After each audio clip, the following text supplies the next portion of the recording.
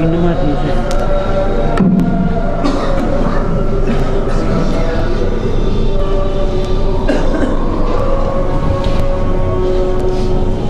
سا اور آگے لے لو، بس سیدھا کر دو، تھوڑا سیدھا، بس تھوڑا سیدھا، بس.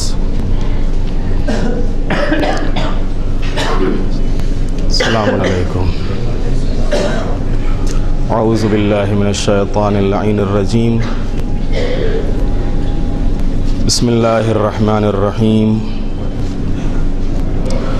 الحمد للہ الذی کان موجودا قبل حدوث الاشیاء ویبقى بعد فناء الاشیاء تفرد بالاولیۃ والقدم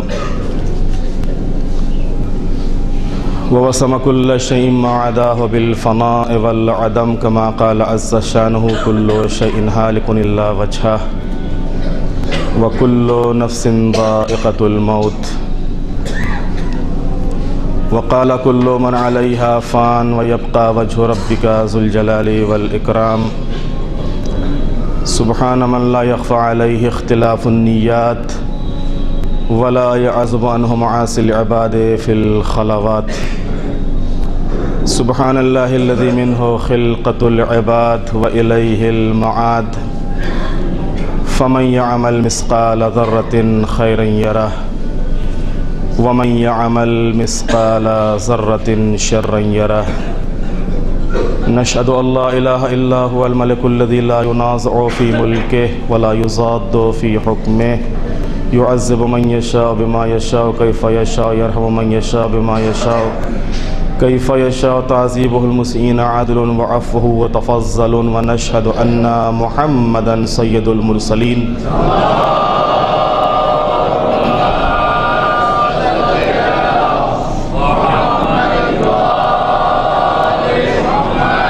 وخير المبشرين والمنذرين صلى الله عليه وآله الهداة المهديين من ركب سفينتهم نجا واهتدى ومن تخلف عنها زل فغرق وهوى أوصيكم عباد الله بالاعتصام بالتقوى فإنه حبل متين وعروة وثقى وبمبادرتكم الموت قبل حلوله وإعداد العمل الصالح قبل نزوله فإنه وارد واقع نازل أو كنتم في بروج مشيدة الله الله عباد الله فإن كل حي في الدنيا إلى فناء وكل مدة فيها إلى انتهاء فواعجبا كيف هذه الغفلة وإنما نحن كركب وقوف من أبناء السبيل سيضرب عليهم طبل الرحيل فيرتهلون عما قليل وأسفا إلى متى تلك الرقدة ونهر في دار بالبلاء محفوظة بالقدر معروفة لا يدوم أحوالها ولا يسلم الزرعيس فيها مذموم والأمان فيها معدوم كيف لا تعتبرون وإخوانكم قد سلكوا بطون البرزخ سبيلا وفقد أجسادهم ومئات أخبارهم أمدا طويلا جيران لا يتناسون وأحباء لا يتزاورون وغربتا من بيت وحدتنا ومنزل وحشتنا ومحط حفرتنا ومفرد غربتنا ومصيبتا ما أسرع الطلب وأبعد السفر وأقل الزاد ونفسا إذا سلمنا الأحباء إلى الملائكة الغلاظ الشداد وحزنا حزن قطع ذكر خواتر الأحباء والأقرباء وقلت الديدان محاسننا وتسرمت العزاء فليبكي الباكون قبل أن لا ينفع البكاء وليستغفرن عن الخطيئات التي تحول بين الأمهات والآباء إن أحسن الحديث وأبلغ الموعظة. یہ ہفتہ جو کہ 2 معصوموں کی ولادت کا ہفتہ ہے، اول پیغمبر خطی مرتبت سرکار رسالت حضرت محمد مصطفیٰ صلی اللہ علیہ وآلہ وسلم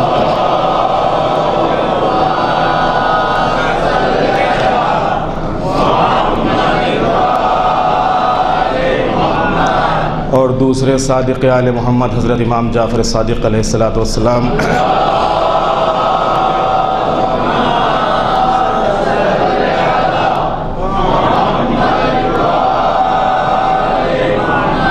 جس ہفتے کو ہفتہ وحدت یا ہفتہ اتحاد کے نام سے جانا جاتا ہے اور یاد کیا جاتا ہے، ہمارے چھٹے امام نے فرمایا، اے شیعو، اپنی زبان کو فضول اور بری باتوں سے روکو۔ اس مالک کی بارگاہ میں دعائے بار الہ ہم سب کو معصومین کی سیرت پر چلنے کی توفیق عطا فرما، ہمارے گناہوں کو معاف فرما، ہمارے امام کے ظہور میں تعجیل فرما۔ بسم اللہ الرحمن الرحیم۔ انا اعطیناک الکوثر فصل لربک وانحر ان شانئک هو الابتر۔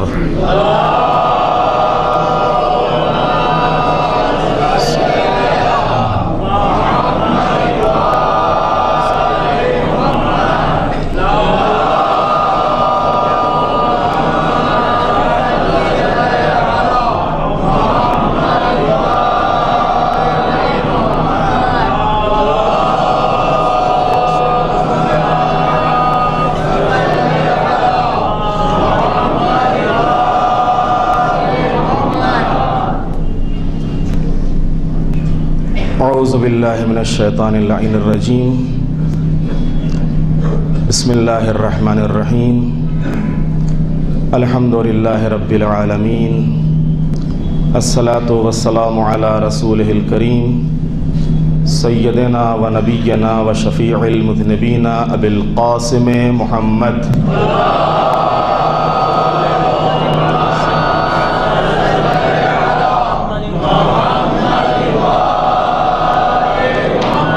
وآلہ الطیبین الطاہرین المعصومین المظلومین ولعنۃ اللہ علی اعدائہم اجمعین من یومنا ھذا الی قیام یوم الدین۔ رب اشرح لی صدری ویسر لی امری واحلل عقدۃ من لسانی یفقہوا قولی۔ اما بعد فقد قال اللہ الحکیم فی القرآن الکریم۔ بسم اللہ الرحمن الرحیم۔ ان اللہ وملائکتہ یصلون علی النبی یا ایہا الذین آمنوا صلوا علیہ وسلموا تسلیما۔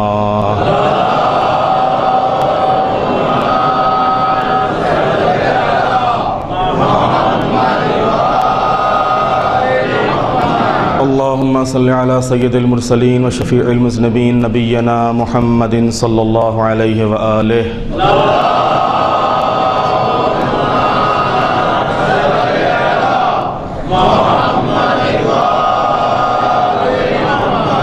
امام المسلمین امیر المؤمنین علی ابن ابی طالب صلوات اللہ وسلامہ علیہ۔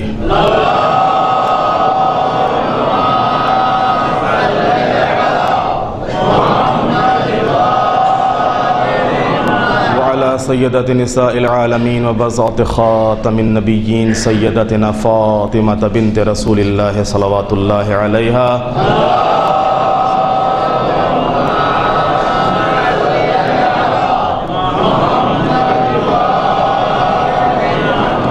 وعلی الحسن المجتبی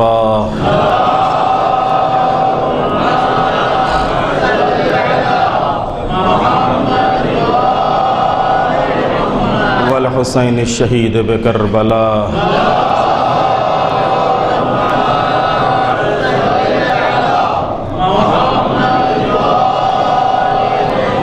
وعلی ابن الحسین۔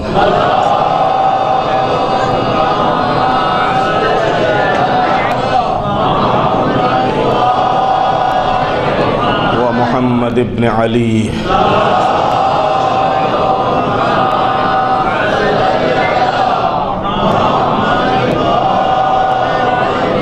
وجعفر ابن محمد۔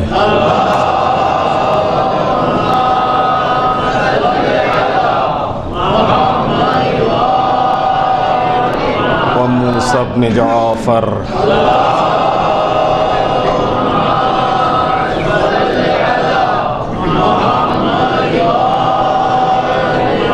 وعلی ابن موسیٰ۔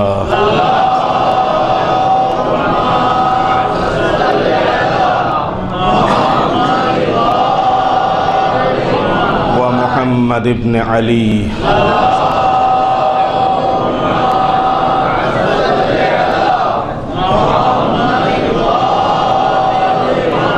وعلی ابن محمد۔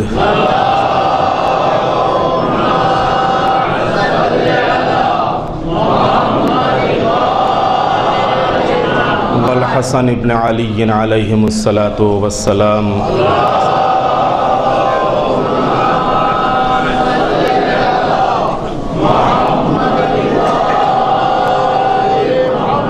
اللہم صل علی مولانا صاحب الزمان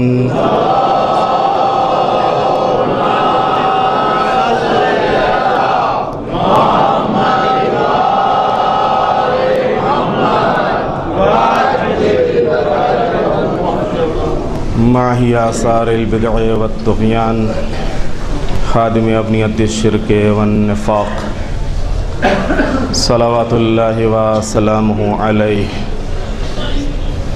اوصیکم عباد اللہ ونفسی بتقوی اللہ۔ میں خود اپنے کو اور آپ سب کو تقوی الہی اور عبادت و اطاعت پروردگار عالم کی وصیت و نصیحت کرتا ہوں۔ گفتگو بھی امیر المومنین اور امام المتقین کے کلام بلاغت نظام نہج البلاغہ سے متعلق سلسلے وار گفتگو، اگر آپ کو یاد ہو تو محرم سے پہلے جو سلسلہ چل رہا تھا اسی نہج البلاغہ کے خطبوں کے بعد مولا کی وصیتوں کا، اور انہی وصیتوں میں سے 31 نمبر کی وصیت جس کے تقریباً 4 حصے آپ کی خدمت میں بیان ہو چکے، آج اسی وصیت کا 5واں حصہ۔ مولا اس وصیت میں فرماتے ہیں، فرزند یاد رکھو کہ رزق کی 2 قسمیں ہیں۔ ایک رزق وہ ہے جسے تم تلاش کر رہے ہو، اور ایک رزق وہ ہے جو تم کو تلاش کر رہا ہے۔ کاش مولا کی اس جملے کو ہم سمجھ لیں تو اللہ کے اوپر یقین اور اعتبار کے لیے جملہ کافی ہے، پھر ادھر ادھر منہ مارنے اور ہاتھ پیر پھینکنے کی ضرورت ہی نہیں ہے۔ اپنا کام محنت کرنا، مشقت کرنا، کوشش کرنا، آگے بڑھنا، باقی اللہ کے اوپر بھروسہ کرنا۔ جو اس نے ہمارے حق میں رزق لکھا ہے وہ کہیں جانے والا نہیں ہے۔ لہذا مولا فرماتے ہیں کہ دیکھو رزق کی 2 قسمیں، ایک وہ ہے کہ جس کو تم تلاش کر رہے ہو، اور ایک وہ ہے کہ جو تم کو تلاش کر رہا ہے، کہ اگر تم اس تک نہ جاؤ گے تو وہ خود سے تم تک آ جائے گا۔ آپ خود تجربہ کر کے دیکھ سکتے ہیں زندگی میں، نہ جانے کتنے ایسے موقع ہوتے ہیں کہ گمان بھی نہیں ہوتا ہے کہ آج کہاں سے یہ اتنا فائدہ کیسے، یہ اتنی دولت کیسے، یہ اتنا رزق آج کیسے کر بیٹھے، گمان بھی نہیں ہو پاتا انسان کو۔ تو یہ تو اس صورت میں ہے کہ جب ہماری زندگیوں میں گناہ ہیں، خطائیں ہیں، غلطیاں ہیں، سرکشی ہے، بغاوت ہے۔ کاش اگر زندگی اللہ کی اطاعت اور عبادت میں اور تقوی اور پرہیزگاری کے ساتھ بسر ہوتی تو کیا صورت ہوتی۔ جیسا کہ خود پروردگار عالم نے قرآن مجید میں ارشاد فرمایا ہے کہ اگر تم تقوی الہی اختیار کرو تو اللہ تمہیں ایسی جگہوں سے رزق عطا کرے گا کہ تم گمان نہ کر سکو کہاں سے آیا۔ تم کو گمان نہیں ہوگا کہ یہ رزق آیا کہاں سے، کیسے آیا یہ رزق ہم تک، اور جائز اور حلال راستوں سے، جائز اور حلال طریقوں سے رزق۔ تو عزیزان محترم، یہ صرف مولا کا جملہ اس لیے ہے کہ انسان کو اس کی رزاقیت اور اس کے وعدے کے وفا ہونے کے اوپر یقین رہے، اور وہ رزق کی راہ میں عزت نفس یا دار آخرت کو بیچنے کے لیے تیار نہ ہو جائے، کہ کبھی کبھی یہی ہوتا ہے کہ یہی رزق کہ جس رزق کی بنیاد کے اوپر ہم یا تو عزت نفس کو بیچ دیتے ہیں اور یا پھر آخرت کا سودا کر لیتے ہیں۔ خسرت دنیا والآخرہ، نتیجہ کیا ہوتا ہے؟ یہ دولت بھی نہیں ملتی، آخرت بھی نہیں ملتی۔ اس کے آگے مولا فرماتے ہیں، دیکھو بیٹا، اس دنیا میں تمہارا حصہ اتنا ہی ہے جس سے اپنی عاقبت کا یعنی اپنی آخرت کا انتظام کر سکو۔ اس دنیا میں اس سے زیادہ تمہارا کوئی حصہ نہیں ہے، اس دنیا میں تمہارا بس اتنا ہی حصہ ہے کہ جس سے تم اپنی آخرت بنا سکو۔ اپنی عاقبت کا انتظام کر سکو. اور دیکھو کسی چیز کے ہاتھ سے نکل جانے پر پریشانی کا اظہار کرنا ہے تو ہر اس چیز پر بھی فریاد کرو کہ جو تم تک نہیں پہنچی ہے. لہذا جو چیز ہاتھ سے نکل گئی اب اس کے لیے کیا افسوس من رہے ہو؟ آگے کی فکر کرو، مستقبل کی فکر کرو. جو چیز نکل گئی اسے کیا یاد کر رہے ہو؟ ورنہ تو ظاہر سے بات ہے کہ جو چیز ہاتھ نہیں آئی اس کے لیے بھی تم فریاد کرتے رہو گے. جو کچھ ہو چکا ہے اس کے ذریعے اس کا پتہ لگاؤ جو آگے ہونے والا ہے. جملہ سمجھ رہے ہیں؟ جو کچھ آپ کی زندگی، آپ 25 سال 30 سال 40 سال کی عمر میں آئے، کم سے کم 20 سال کا آپ کو تجربہ ہے کہ نہیں ہے؟ بھائی آپ نے ہوش حواس سنبھالے 15 سال کے سن میں، 15 سال کے سن سے لے کے 40 سال کے سن تک، 50 سال کے سن تک آپ کو جو پچھلے 25 سال کا 30 سال کا تجربہ ہوا کہ نہیں ہوا؟ یہ جو 25 سال 30 سال کا تجربہ ہے اس سے آگے کی فکر کرو کہ یہ جو ہماری زندگی تھی، یہ جو ہمارے دن تھے، اب ہم کو آگے کیسے گزارنے ہیں، ہم کو آگے کیا کرنا ہے، ہمارا فیوچر کیا ہوگا، ہمارا بھوشیہ کیا ہوگا. اور صرف دنیا ہی کی فکر نہ ہو بلکہ آخرت کی بھی فکر ہو. اور دیکھو معاملات تمام کے تمام ایک ہی جیسے ہیں. اور خبردار ان لوگوں میں سے نہ ہو جاؤ کہ جن پر اس وقت تک نصیحت نظر انداز نہیں ہوتی جب تک پوری طرح تکلیف نہ پہنچ جائے. غور کیجئے گا، ابھی واضح ہو جائے گا جملہ. ان لوگوں کی طریقے سے نہ ہو جاؤ کہ ان پر اس وقت تک نصیحت اثر انداز نہیں ہوتی، وہ نصیحت قبول نہیں کرتے ہیں کہ جب تک کہ تکلیف ان کے لیے واضح نہ ہو جائے. پھر آگے کا جملہ کہا اس سے خود بخود واضح ہو جائے گا کہ دیکھو انسان عاقل، یعنی جو عقل مند ہوتا ہے وہ کیا کرتا ہے؟ انسان عاقل ادب سے نصیحت حاصل کرتا ہے، اور جانور مار پیٹ کے سیدھے راستے پر آتا ہے. تم انسان ہو، کوئی ضروری نہیں کہ تمہارے پیچھے کوڑا لے کے کھڑا ہو، ڈنڈا لے کے کھڑا ہو، تم کو لے جائے اور ہنکائے اور تم کو سیدھے راستے پر لائے. تم کو اللہ نے عقل دی ہے، ایک واعظ واعظ کر رہا ہے، ایک ناصح نصیحت کر رہا ہے. اس واعظ کے واعظ، اس ناصح کی نصیحت کو سنو، اس سے فائدہ اٹھاؤ، اپنی عقل کے اوپر تولو، آگے بڑھو، خود سوچو. لہٰذا یہ جانور ہوتے ہیں کہ جن کے پیچھے ڈنڈا لے کے چلنا پڑتا ہے، جن کو مارا جاتا ہے پھر سیدھا راستہ دکھایا جاتا ہے. تم انسان ہو، تم کو مارنے کی ضرورت نہیں ہے، تم کو تو خالی بتانے کی ضرورت ہے، تم کو تو خالی سمجھانے کی ضرورت ہے. لہذا اگر کوئی سمجھا رہا ہے، کوئی بتا رہا ہے، کوئی راستہ دکھا رہا ہے تو دیکھو آ جاؤ اس راستے کے اوپر، سمجھ جاؤ صحیح اور سچی بات.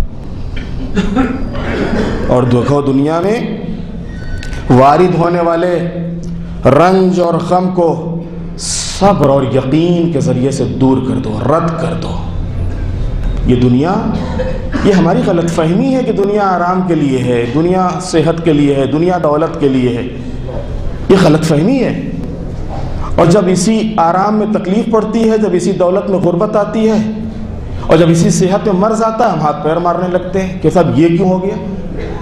یہ دنیا کا نظام ہے، اللہ نے دنیا کا سسٹم ہی ایسا بنایا ہے کہ اس میں غربت بھی ہے، دولت بھی ہے، مرض بھی ہے، صحت بھی ہے، اس میں تکلیفیں بھی ہیں، آسانیاں بھی ہیں. ہمارا کام ہر حال میں اللہ کی راہ میں ثابت قدم رہنا، اور ہر موقع اور ہر حال میں شکر خدا بجا لانا. معبود جب تو نے دولت دی تھی تب بھی شکر، آج دولت نہیں ہے تب بھی تیرا شکر. تو نے ہم کو صحت دی تھی تب بھی تیرا شکر، آج صحت نہیں ہے، ہم مرض میں مبتلا ہیں، تجھ سے شفا کے لیے دعا کرتے ہیں لیکن تیرا شکر. لہٰذا دیکھو جو انسان اپنے رنج اور غم کو صبر اور یقین کے ذریعے سے رد کرو، یاد رکھو کہ جس نے بھی اعتدال کو چھوڑ دیا وہ منحرف ہو گیا. اسلام میں افراط اور تفریط نہیں ہے، اسلام اعتدال کا مذہب ہے، درمیانی راستہ، بیچ کا راستہ. نہ افراط نہ تفریط، نہ زیادتی نہ کمی، جو چیز جیسے بتائی گئی ہے اس کو ویسے انجام دو۔ جس چیز کو جہاں پر رکھنے کا حکم دیا گیا اس کو وہاں پہ رکھو، جس کا جو بھی حق بیان کیا گیا اسے وہ حق دو۔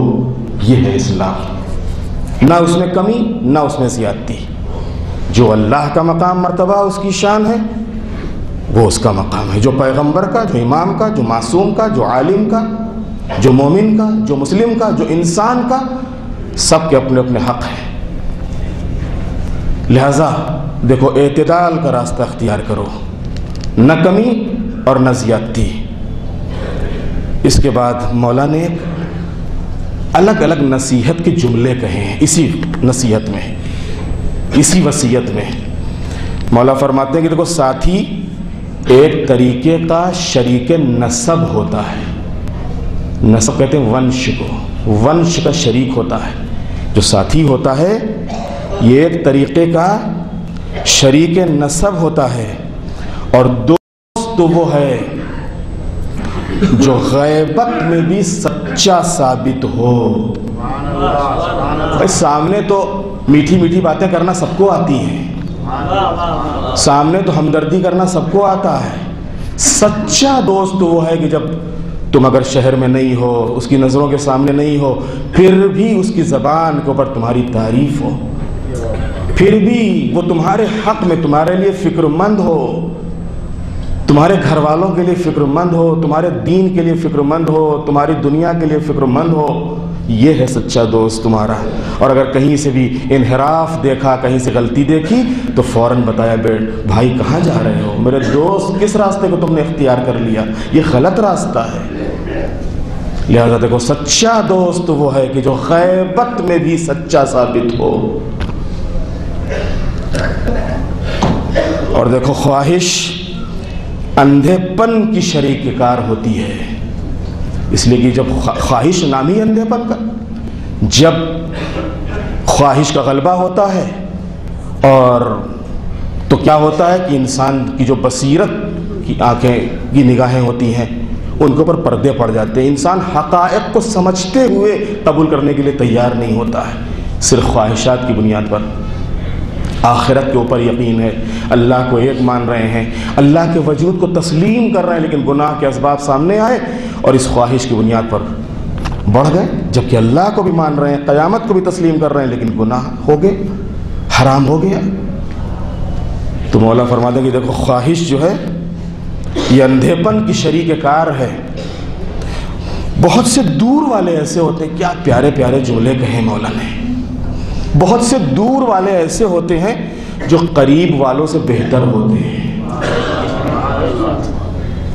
اور بہت سے قریب والے دور والوں سے زیادہ دور تر ہوتے ہیں۔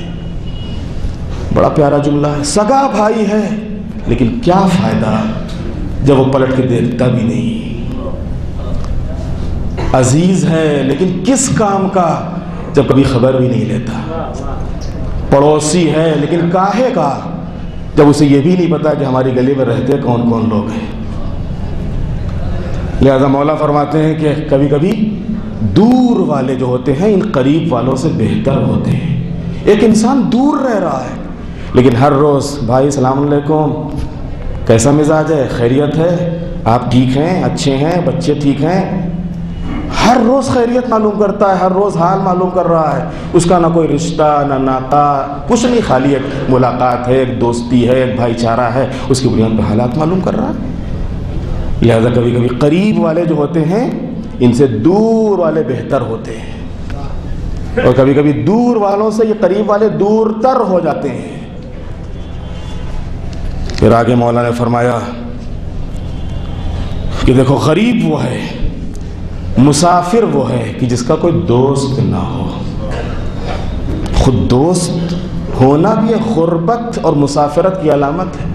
ظاہر مسافرت میں کیا ہوتا ہے، مسافرت میں انسان بھٹکا کرتا ہے، پورا شہر اتنا بڑا شہر ہے اور معلوم ہے کہ جنگلوں کی طریقے سے، جنگل کی طریقے سے انسانوں کی آبادی ہے، لیکن کوئی اس کو پہچاننے والا نہیں ہے، کوئی اس کو جاننے والا پہچاننے والا نہیں ہے۔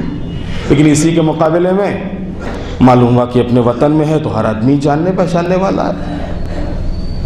کبھی کبھی اس کا الٹا ہوتا ہے، لہٰذا اسی موقع پر معصوم نے ایک جگہ پر اور فرمایا کبھی کبھی ایسا ہوتا ہے کہ مسافرت میں بھی انسان وطن کی طریقے سے ہوتا ہے، اور کبھی کبھی وطن بھی انسان کا مسافرت کی طریقے سے ہوتا ہے۔ کب؟ وطن میں ہے لیکن کوئی دوست نہیں ہے، کوئی آشنا نہیں ہے، کوئی اٹھنے بیٹھنے والا نہیں ہے، کوئی سلام دعا کرنے والا نہیں ہے، وطن میں ہے لیکن جا رہا ہے وہ اپنے کام سے، باقی دنیا اپنے کام سے۔ لہٰذا دیکھو مولا فرماتے ہیں کہ غریب وہ ہے، مسافر وہ ہے کہ جس کا کوئی دوست نہ ہو۔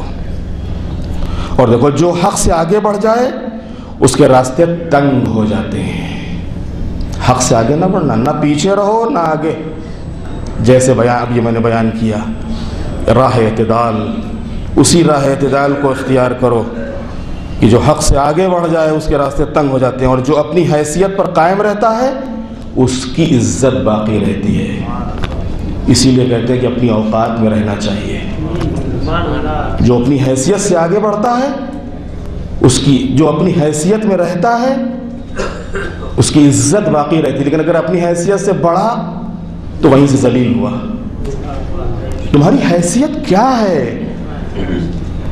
تم کہاں ہو؟ تم کس لائق ہو؟ خود انسان اپنے سمجھ سکتا ہے کہ ہم کس لائق ہیں، ہماری حیثیت کیا ہے۔ لہذا جو بھی ہمارے اندر لیاقت صلاحیت ہے بس اس کے مطابق ہمارا عمل، اپنی حد سے آگے نہ بڑھ جاؤ۔ اور دیکھو تمہارے ہاتھوں میں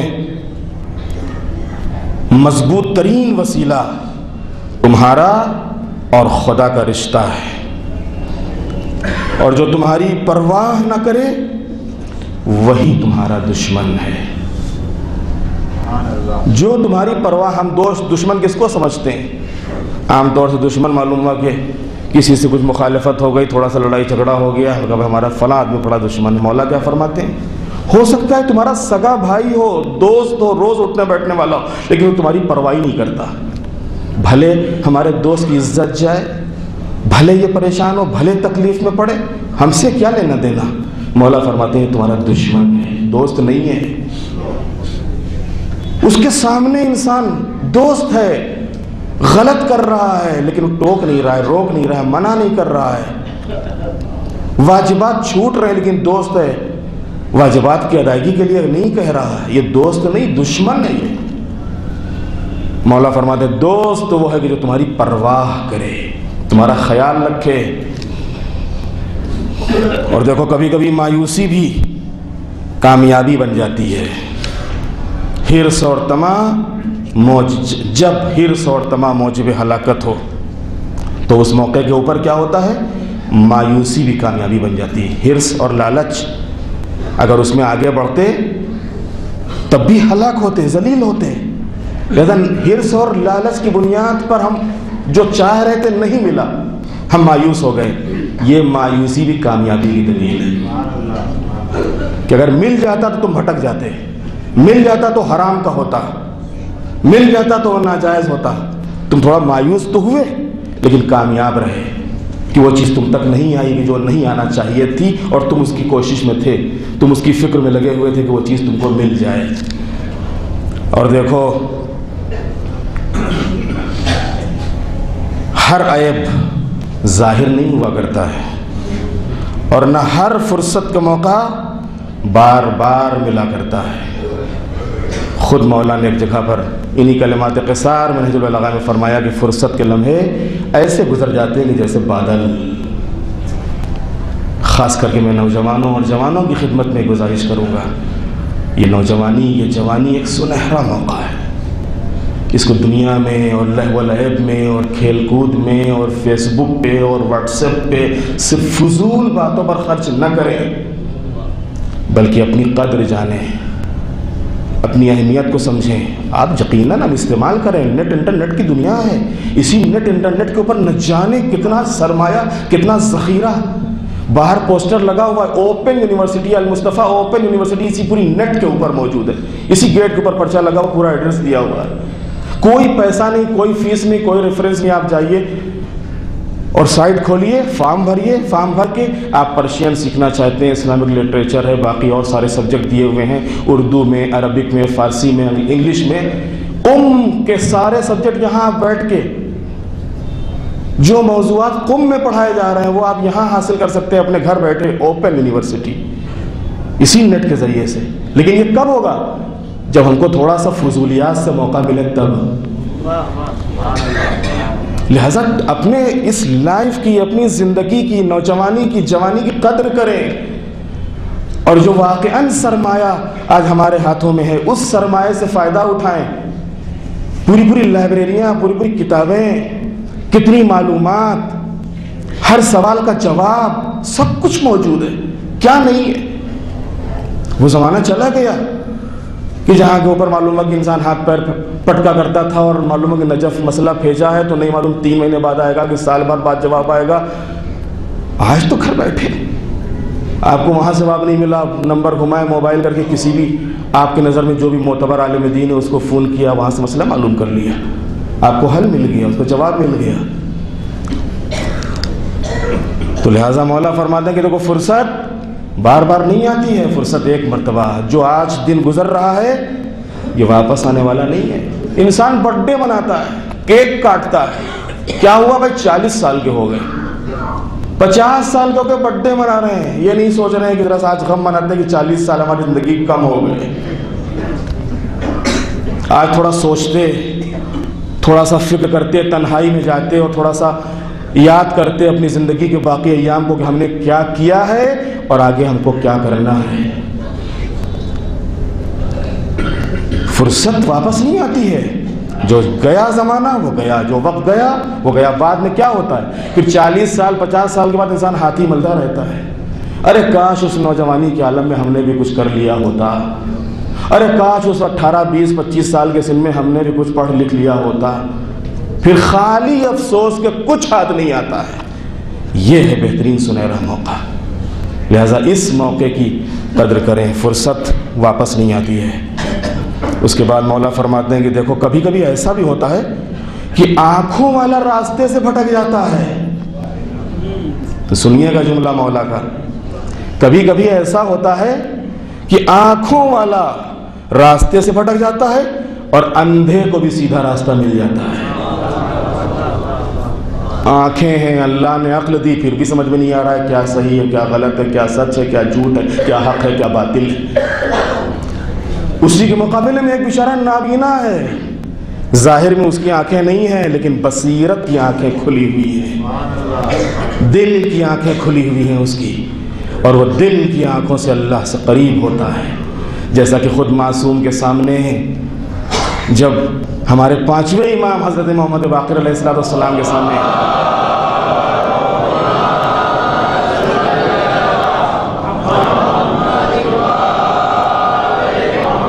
ایک نابینا آیا اور کسی نے سوال کیا کہ تمہارے امام کہاں ہیں، تو اس نابینا کا یہ کیا کھڑے ہیں. 5ویں امام کو سامنے دیکھ یہ کیا کھڑے ہیں، نابینا ہے، آنکھوں سے دکھتا نہیں ہے. تو حقیقت میں کبھی کبھی جب دل کی نگاہیں باز ہوتی ہیں، کھلی ہوتی ہیں، تو انسان حقائق کو جان لیتا ہے، حقائق کا علم ہو جاتا ہے، اس کو حقائق معلوم ہو جاتے ہیں. تو کبھی کبھی ایسا بھی ہوتا ہے کہ آنکھوں والے کو راستہ نہیں ملتا، لیکن بیچارہ جو نابینا ہوتا ہے وہ سیدھا راستہ پا لیتا ہے. ہر اور برائی کو دیکھو پس پش ڈالتے رہو کہ جب بھی چاہو اس کی طرف بڑھ سکتے ہو. لہذا برائی کی طرف کبھی نہ بڑھنا، برائی جو بھی اس کو پس پش ڈال دو، پیچھے ڈال دو اس کو. کبھی بھی برائی کا سامنا نہ کرنا، کبھی برائی کی طرف نہ بڑھنا. جاہل سے قطع تعلق عاقل سے تعلقات کرنے کے برابر ہے. جاہل سے تھوڑا سا دوری اختیار کر لینا عاقل اور سمجھدار سے دوستی کے برابر ہے. تم نے دوستی نہیں کی عاقل سے، بھی خالی جاہل سے کنارہ کشی کی. مولا فرماتے ہیں اس خالی جاہل سے کنارہ کشی عاقل سے دوستی کے برابر ہے. اور دیکھو جو زمانے کی طرف سے مطمئن ہو جاتا ہے، زمانہ اس سے ضرور خیانت کرتا ہے. اس دنیا کی طرف سے مطمئن نہ ہونا، یہ دنیا دھوکہ دینے والی ہے. زمانے سے مطمئن نہ ہونا، زمانہ دھوکہ دینے والا ہے. اور دیکھو جب ہر تیر نشانے پہ نہیں لگتا ہے، مولا فرماتا ہے کہ دیکھو ہر تیر نشانے پہ نہیں لگتا ہے، اور جب زمانہ بدل جاتا، جب حاکم بدلتا ہے تو حاکم بدلنے کے ساتھ ساتھ زمانہ بدل جاتا ہے۔ دنیا میں آپ ان حکومتوں کو بنی امیہ اور بنی عباس سے لے کے آج تک سارے زمانے اور سارے حالات دیکھ لیجئے، حکومتیں بدلی ہیں، زمانے بدل گئے، بالکل انداز بدل گئے، طریقے بدلے۔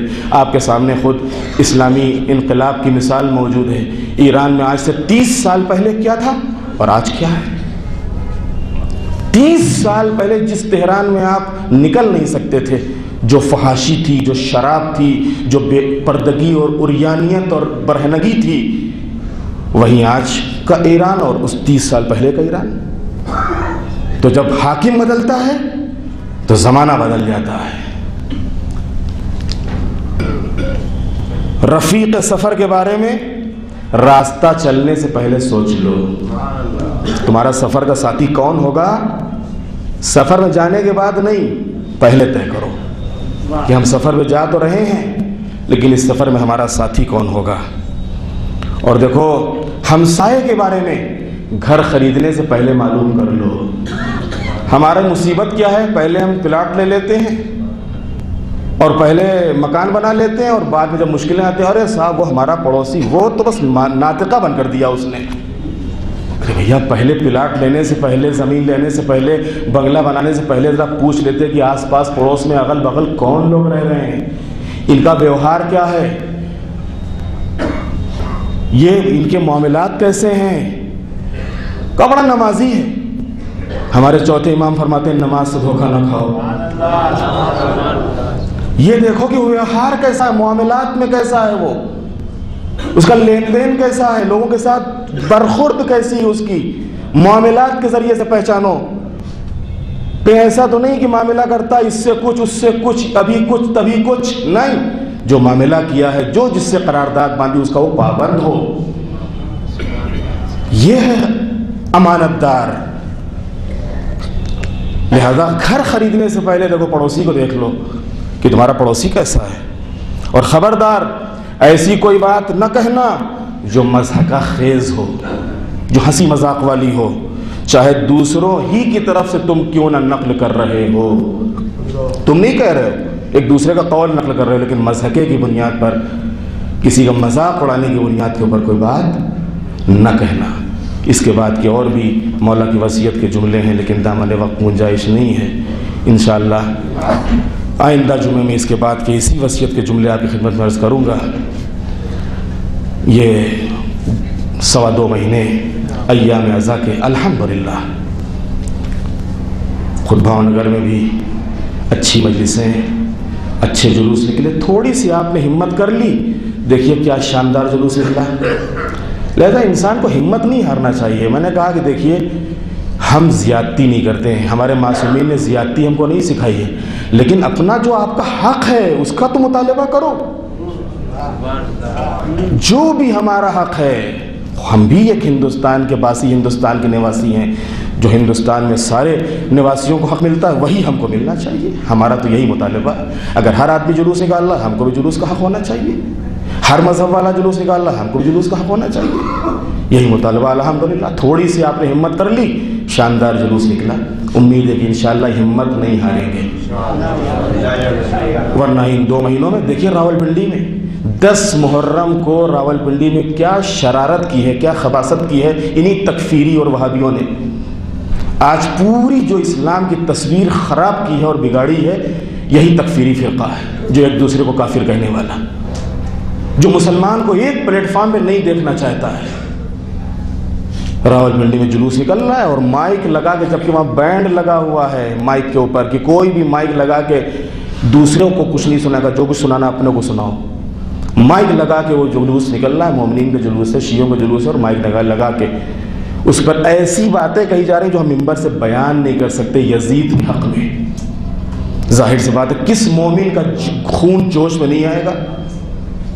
کون شیعہ جو ہے خاموش رہ جائے گا؟ نتیجہ کیا ہوا؟ نتیجے میں ایک افراتفری، آگزنی، لوٹ مار، قتل و غارت گری۔ لیکن انہی شیعوں نے ہمت نہیں ہاری، 40ویں کے موقع کو اس سے شاندار جلوس نکالا راولپنڈی کے، کہ اگر عاشورے کے جلوس میں 10,000 کا مجمع تھا تو مان لو 40ویں جلوس میں 1,00,000 کا مجمع۔ تو یار ہمت نہ ہاریے، دشمن کو یہ احساس نہ ہو کہ ہاں یہ دب گئے، نہیں، ہم علی والے ہیں، ہم کسی کو دباتے نہیں ہیں لیکن خود بھی دبتے نہیں ہیں۔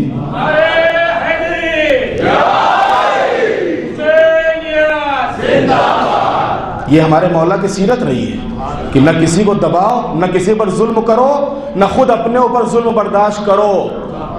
یہ ہے معصومین کی سیرت، نہ کسی پر ظلم ہو اور نہ خود اپنے اوپر ظلم برداشت کرو۔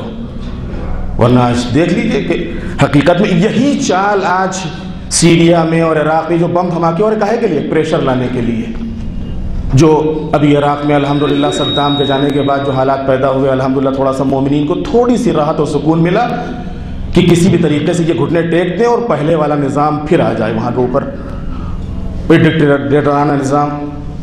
لیکن الحمدللہ آج عراق کے مومنین بھی جمع ہوئے، حکومت بھی جمی ہوئی ہے، لبنان میں یہی صورت پیدا کی جا رہی ہے، سیریا میں یہی صورت، یہی تکفیری فرقے، یہی سعودیہ، یہی قطر، یہی ٹرکی، ان کی سرپرستی، وہی امریکہ، وہی اسرائیل، یہی یورپ کی جو آج آتنکواد کے نام کے اوپر ڈھنڈورا پیٹ رہے ہیں، دہشت گردی کے نام کے اوپر پوری دنیا میں ہم دہشت گردی کے خلاف ہیں، دہشت گردی کے خلاف ہیں، لیکن جہاں جہاں کے اوپر بھی آج یہ سب ظلم ہو رہا ہے، سب انہی قوت اور طاقتوں کے اشاروں پہ ہو رہا ہے۔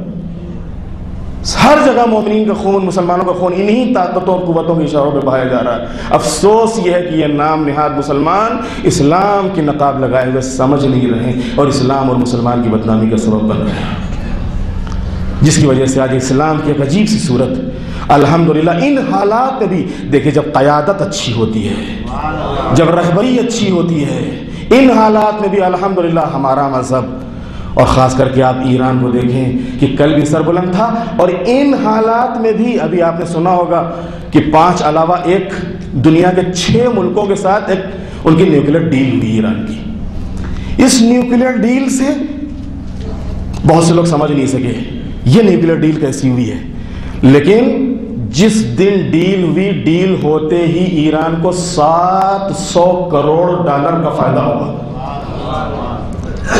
اور اس کے بعد جو الزام ایران کے اوپر تھا کہ یہ تو ایٹم بم بنا رہا ہے، ایٹم بم بنا رہا ہے، ایٹم بم بنا رہا ہے، آج اس کے اوپر سارے پروپیگنڈے ان کے ختم ہو گئے۔ آؤ ہمارے دیکھ لو، ہمارے جتنے بھی ایٹمک پلان ہیں سب کھلے ہوئے ہیں، آؤ معائنہ کرو، دیکھو، جانچو، آؤ مل بیٹھ کے بات کرتے ہیں، جو بھی مسائل ان کے حل کرتے ہیں، جو بھی ہماری شکایتیں ان کو تم دور کرو، ہم تمہاری شکایتیں ہم دور کریں گے۔ نتیجے میں کیا ہوا؟ ایک مشترک اعلانیہ سامنے آیا اور اس کی بنیاد پر الحمدللہ ایک اچھے سے حالات دنیا میں رونما ہوئے۔ میں نے کسی جگہ کے اوپر ایک جملہ کہا تھا کہ یہی فرق ہے دنیا کی حکومتوں میں، دنیا کے حکمرانوں میں، اور جو واقعاً روحانی حکمراں ہوتا ہے اس میں، جو ایک پڑھا لکھا اور عالم حکمراں ہوتا ہے اس میں۔ دنیا کے سارے حکمراں اوباما سے کہتے ہیں ایک کال ریسیو کر لو، ایک مرتبہ بات کر لو، ایک کال ریسیو کر لو، ایک مرتبہ بات کر لو۔ اوباما ایران کے صدر سے کہتا ہے پلیز میری ایک کال ریسیو کر لو۔ یو این میں جس وقت گئے ہیں 5 مرتبہ، ایران کے فارن منسٹر کہتے ہیں 5 مرتبہ میرے پاس فون آتا ہے اوباما کا کہ پلیز ایک میری بات کرا دو۔ ایک مرتبہ جب بات نہیں بھی نکلنے لگے کہ اچھا خالی خدا حافظ تو کہہ لیں، خالی خدا حافظ کرانے کے لیے بات کرا دو۔ تو عزیزان محترم یاد رکھیے کہ ان دنیا کے حالات میں جو بھی ثابت قدم رہتا ہے، جو اللہ کا راستہ اختیار کرتا ہے، رسول کا راستہ اختیار کرتا ہے، دین اور شریعت کا راستہ اختیار کرتا ہے، اللہ اس کی خود حفاظت کرتا ہے اور اللہ اس کو خود سربلند کرتا ہے۔ لہذا دنیا میں جو بھی حالات ہیں اگرچہ یقیناً دشوار ہیں، تکلیف دہ ہیں، سخت ہیں، لیکن ہمارا مستقبل اور ہمارا فیوچر انشاءاللہ روشن ہے، اور ہمیں امید ہے کہ ایک دن اس پوری دنیا میں عدالت کا پرچم لہرانے والا ہے، اور وہ منجی عالم بشریت امام زمانہ عجل اللہ تعالی فرجہ الشریف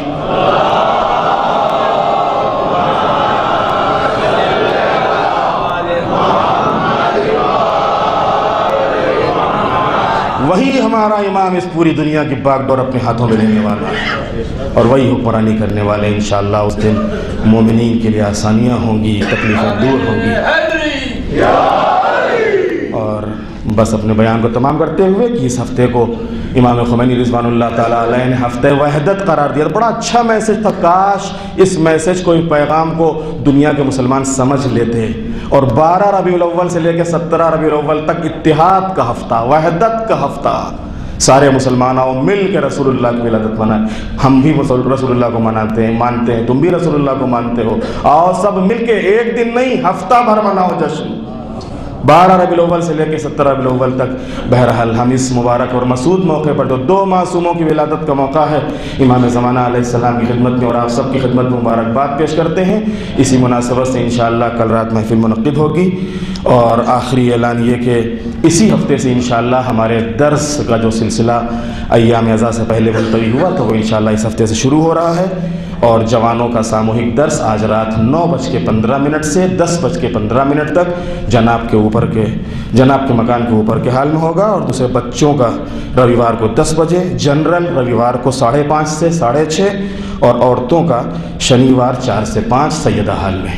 انشاءاللہ ہمیں امید ہے کہ زیادہ سے زیادہ تعداد میں ہمارے نوجوان، جوان، بچے، بوڑھے، عورتیں سب ان درس میں شرکت کر کے علم اور معرفت سے آگاہ ہوں گے انشاءاللہ۔ اس مالک کی بارگاہ میں دعا ہے، بار الہ ہم سب تیرے گناہ گار اور خطا کار بندے ہیں، معبود ہمارے گناہوں ہماری خطاؤں سے درگزر فرما، پرچم اسلام کو سربلند فرما، پرچم کفر و نفاق کو سرنگوں فرما، مومنین جہاں جہاں بھی آباد ہیں ان سب کی جان، مال، عزت، آبرو کی حفاظت فرما، مقامات مقدسہ کی حفاظت فرما، علماء اور مراجع کی حفاظت فرما۔